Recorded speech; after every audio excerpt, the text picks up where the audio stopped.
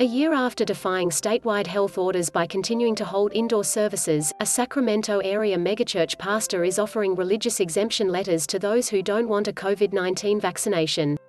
The vaccine poses a morally compromising situation for many people of faith, Greg Farrington of Destiny Christian Church said in a written statement to The Times. The religious exemptions we are issuing speak to that, honor that, and affirm that. In videos posted on social media, Farrington said he feared that hospital, government and education workers are going to lose their jobs because of a mandate. His posts about religious exemption letters have been viewed thousands of times. Destiny Christian draws more than 10,000 people between its online services and its Rocklin location. By fall, California K-12 educators, state employees and healthcare workers must either show proof of vaccination or get tested for the coronavirus regularly.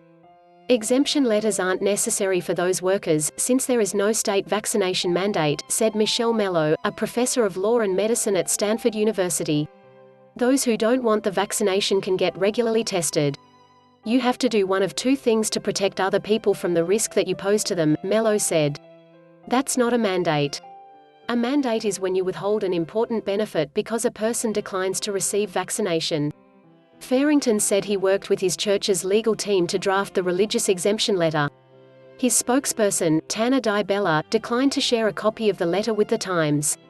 The exemption is only issued to individuals who have a sincere belief in religious conviction stated in the document, so we cannot distribute it to the media, he said. An application form on the church's website asks congregants to select the industry they work in, then confirm whether they are a born-again Christian who believes in the validity of Scripture. DiBella said he could not provide the number of letters the church has issued. In his statement, Farrington said the church has received thousands of phone calls from doctors, nurses, educators, and first responders, in tears, fearing that their livelihoods hang in the balance because of their religious convictions. Mello calls Farrington's letters irrelevant. In most workplaces, federal law already requires employers to make reasonable accommodations for people with valid religious objections to vaccinations by offering alternatives like testing, she said. Some employees who refuse the vaccination can be reassigned to other duties without losing their jobs, Mello said.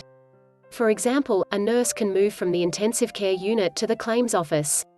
Mello said courts recognize bona fide and sincere religious exemptions but tend to be skeptical about personal objections cloaked in religious language.